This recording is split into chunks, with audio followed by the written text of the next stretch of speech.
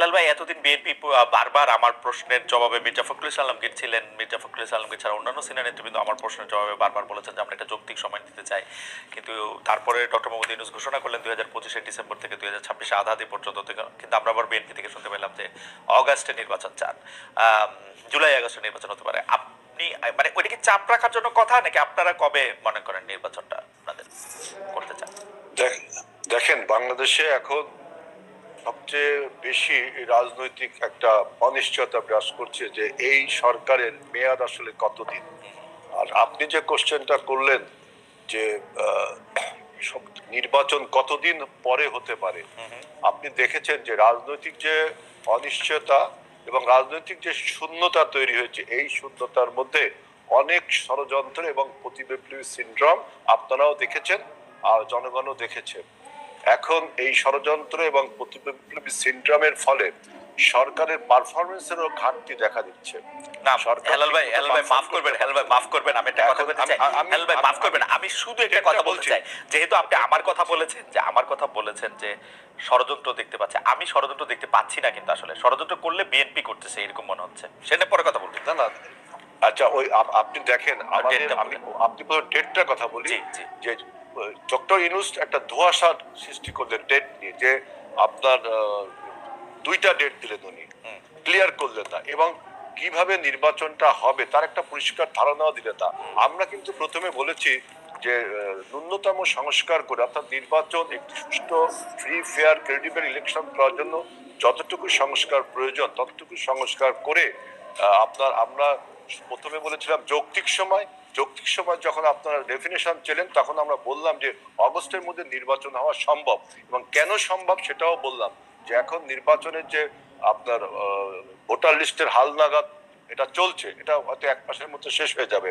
এখন নির্বাচন কমিশনকে আপনার স্ট্রেনথেন করবার জন্য নির্বাহী বিভাগ ও ল এনফোর্সিং এজেন্সির বিভাগকে যদি আপনি নির্বাচন কমিশনের কাছে ক্ষমতা প্রদান করেন, তাহলে এখন একটা সুষ্ঠু নির্বাচন সম্ভব। কারণ অতীতে 3 মাসে এরকম অন্তর্বর্তীকালীন সরকার আর তত্ত্বাবধায়ক সরকার, যে নামেই ডাকুন, ক্যারেক্টারটি একই, নিউট্রাল সরকার, অতীতে 3 মাসের মধ্যে নির্বাচন করা সম্ভব হয়েছে। আর আপনি যেটা বলছেন যে আপনি ষড়যন্ত্র বলছেন বিএনপি করছে, দেখেন আমাদের দেশের এই পরিবর্তনকে আমাদের প্রতিবেশী রাষ্ট্র ভারত কিন্তু ভালোভাবে নেয়নি। সেখান থেকে ষড়যন্ত্র, বিভিন্ন রকম অপপ্রচার চলছে আমাদের দেশে, অন্যায়ভাবে বলছে যে এথনিক ক্লিনজিং হচ্ছে, পলিটিক্যাল ক্লিনজিং। না হেলাল ভাই, আপনি এটা ঠিকই বলছেন। হেলাল ভাই, আপনি এটা ঠিকই বলছেন। এবং হেলাল ভাই, আপনি এটা ঠিকই বলছেন। আমি আরেকটা কথা বলি, দেখেন আমরা কিন্তু বলেছি যে আপনার এই পরাজিত মাফিয়া, এই মাফিয়া মাথা পালিয়ে গেছে, লেজ রয়ে গেছে। এই লেজে যারা রয়ে গেছে তারা প্রশাসন সহ বিভিন্ন জায়গায় পদায়ন হয়ে রয়েছে, এবং বিভিন্ন রকম প্রতিবিপ্লবী সিনড্রোম আপনারা দেখতে আপনারা জুলাই আগস্ট নির্বাচন সরকার।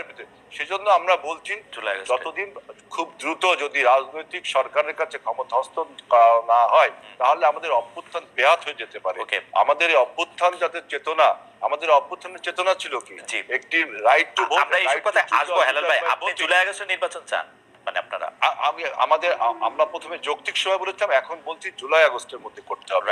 এবং ডক্টর ইউনূস সরকারকে বলেছি, আপনি যে দুইটা ডেট দিলেন, এই দুইটা ডেটে আপনি কিভাবে নির্বাচন করবেন, কি কি সংস্কার করবেন, ডক্টর ইউনূসের দায়িত্ব না, ডক্টর ইউনূসের দায়িত্ব না, এটা নির্বাচন কমিশন বলবে। এটা টাইম ফ্রেম দিয়েছে, আমার এটা বক্তব্য। নির্বাচন কমিশন দেখেন বলেন যে সরকার যখন বলবে তখন তারা নির্বাচন, সরকার বলে দিয়েছে তো টাইমটা। এইবার নির্বাচন কমিশন 3 মাস, 4 মাস, 5 মাস, 6 মাস আগে ঠিকই বলবে। আপনারা একটু ধৈর্য ধরেন। নির্বাচন না, এখানে আমরা কিন্তু অধৈর্য ধরছি। আমরা দেশের আপনি এখন অগস্ট মাসে নির্বাচন চান, আমরা একটু মুভ ফরওয়ার্ড করতে না। অগস্টে নির্বাচন চান, অগস্ট মাসে নির্বাচন। এটা বন্যা, বর্ষা সবগুলোর মধ্যে। বন্যা বর্ষার মধ্যে কি মানুষ রাজনীতি মিছিল মিটিং করে না? এটা তো সে আপনি 4 মাস পরে হলে হবে না হালাল ভাই, 4 মাস পরে হলে হবে না। 4 মাস পরে হলে হবে না, এটা ডিসেম্বরে হলে হবে না, ভালো হবে না নির্বাচন। হ্যাঁ, কেন যদি 4 মাস পরে না হয়, ডিসেম্বর দিকে হয়, তখন এত, আমি বললাম যে এই সরকারের পারফরমেন্সের যে ঘাটতি আছে, তিনি যে এই সরকার চালাতে পারছেন না, রুটিন ওয়ার্কটাও করতে পারছেন না, কত রকম এই সরকার একটা অন্তর্বর্তীকালীন সরকার। মনে হচ্ছে না এই সরকারের কাছে যত দাবি দেওয়া মানুষের এতদিন যারা 17 বছর বঞ্চিত ছিল, রিয়েলি তারা বঞ্চিত ছিল, তারা দাবি দেওয়া পেশ করতে শুরু করেছে এবং সরকারের একটা অদক্ষতার কারণে কিন্তু এই দাবি দেওয়াগুলো শুরু হয়েছে। আপনি দেখেন 8ই আগস্টে যখন সরকার গঠন হলো, তার পরের দিনই সরকার ছাত্রদেরকে অটো পাস করার পারমিশন দিলেন ছাত্রদের একটা আন্দোলনের ফলে।